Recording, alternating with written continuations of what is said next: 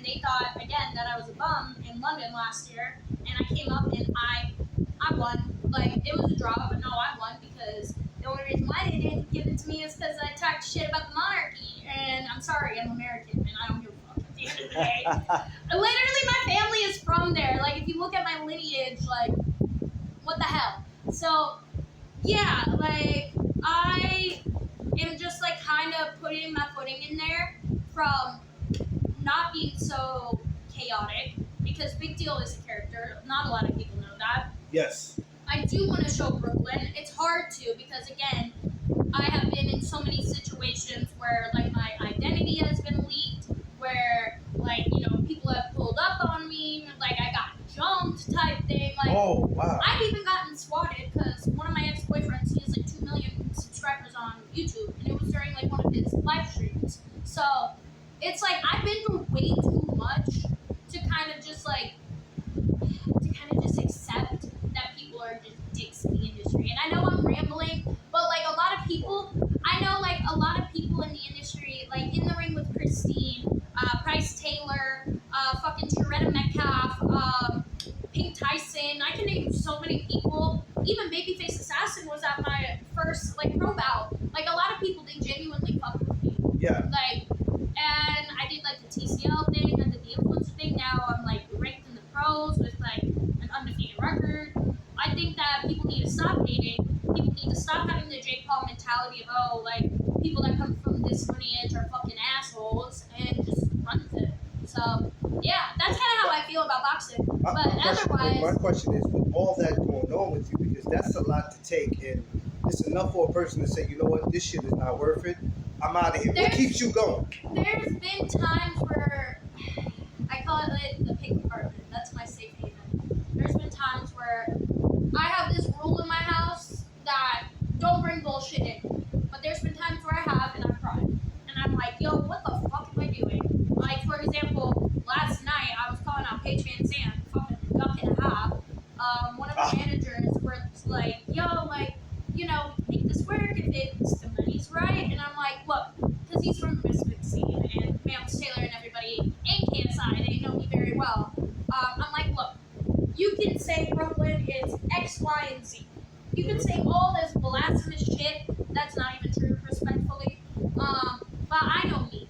The people at Team USA, like, they know me. The people in the pros, they know me. And yeah, like, I am a bit spunky, a bit bubbly, out there.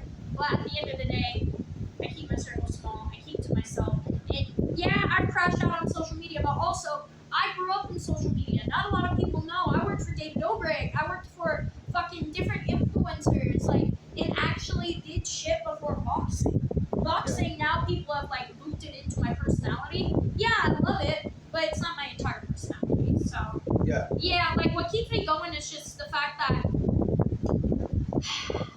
I really gotta prove the haters wrong. And there's a couple of men in the industry, fellow boxers, that I have to prove wrong as well. Because I've been called too much, but I believe they're too little. Because how is it that I'm doing more of my career, and I just debuted into the pros March 1st? And again, we're not even at 2 years of competing yet. So that's what kind of keeps me going. That's the kind of fuck you mentality. And also, I really do like Jimmy and Issa. They've been really good to me since I've actually moved to New York.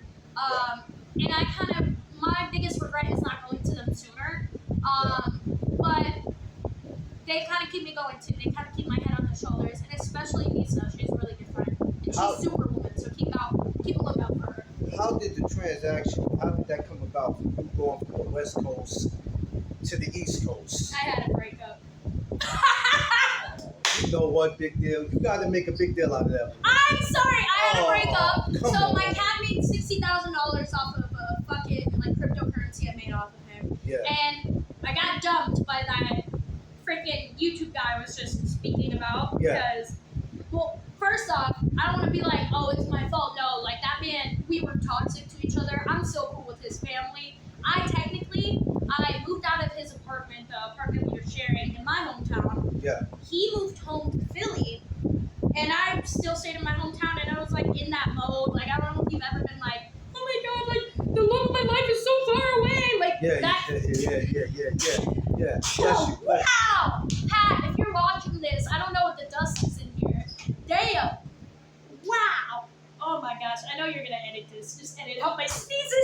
Don't worry about it. Oh my god. Go ahead, keep going. Keep doing what you do. Yeah.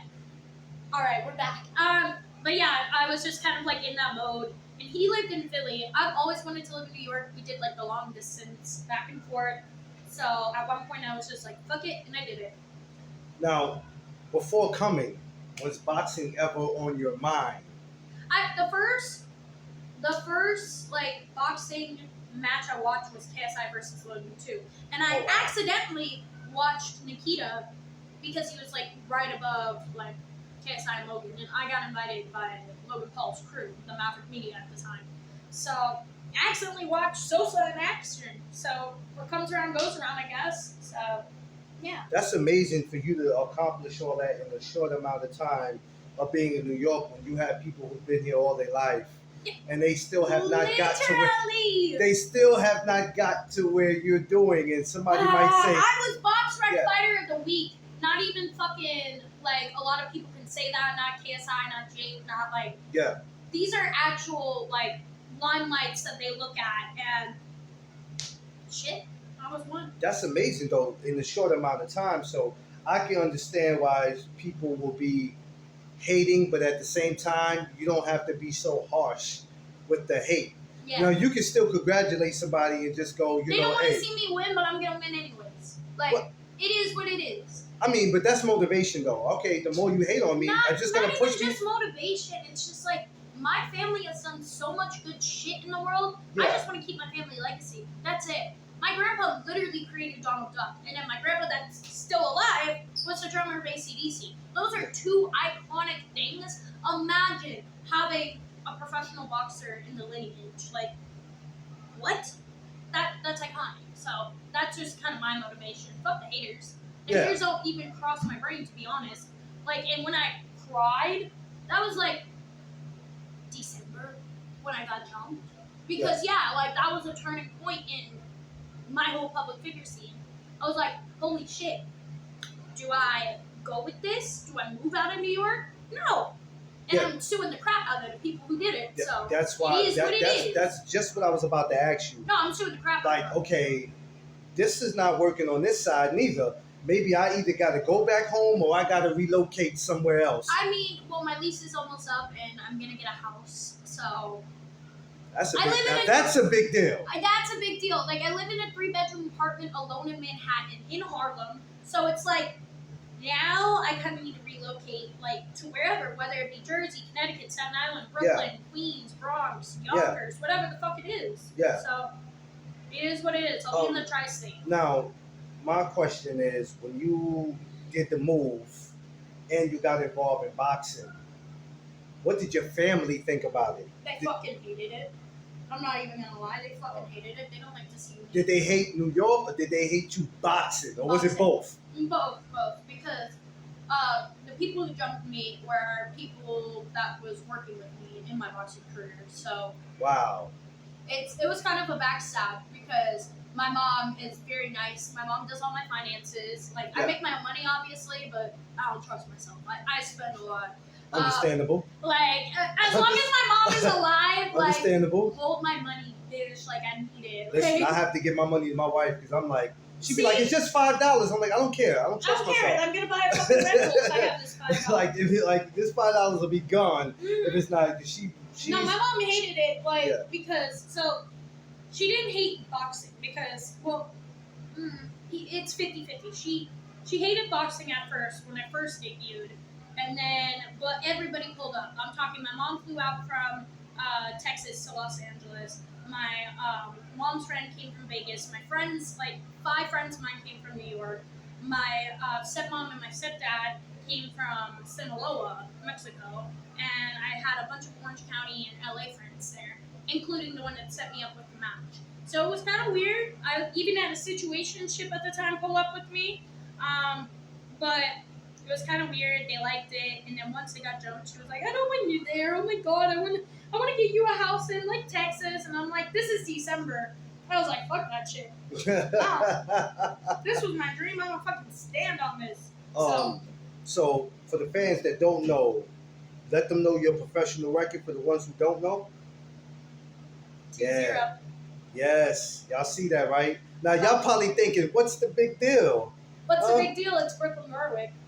I even like the thing is that like a lot of people in the scene know me because I did a training camp at Top Rank before I did it with Jimmy. Oh wow! Yeah, Top Rank in Las Vegas. So Las Vegas, yeah. Yeah, a lot of people know me there. A lot of people know me at Jackrabbit. I'm really close to Ivan and Ashton Silves. I went to Knockouts and I sparred a bunch of people there. Right, Roxy was there. Fucking Mizuki was there. Shout out Mizuki. Good job on your freaking belt defense. Yeah. And Babyface Assassin was there. So a lot of people are knowing me. They're starting to get to know me. And here, it's just, I think, and this is just coming from a West Coaster. I'm sorry, East Coasters. From a third person point of view, like, you do have a good point. Is people hate to see me win because it's like, what the fuck? Like, you're not even at 2 years yet. Let alone, you haven't even competed like a full 2 minutes yet. Like, because my knockout was 53 seconds the last time, and then the second one was 49 seconds. As you're doing this, moving around to different states, different gyms, different locations, what is the treatment like? Or people looking at you like, where the hell did this chick come from? And how is it? Yeah. It's positive or negative. It is what it is. It varies. But you're still walking in these gyms like, well, I don't care what you think. Like I don't care what you exactly. I was gonna say, I don't care what you think about me. I walk in like a big dog. You can ask anybody in this gym. They'll be like, yeah, Brooklyn's bubbly. Like, Brooklyn is that bitch, basically. I think their energy is necessary because, like I said, as a woman in the sport, you know, and I don't want to call y'all emotional, but it's easy for y'all to say, you know what?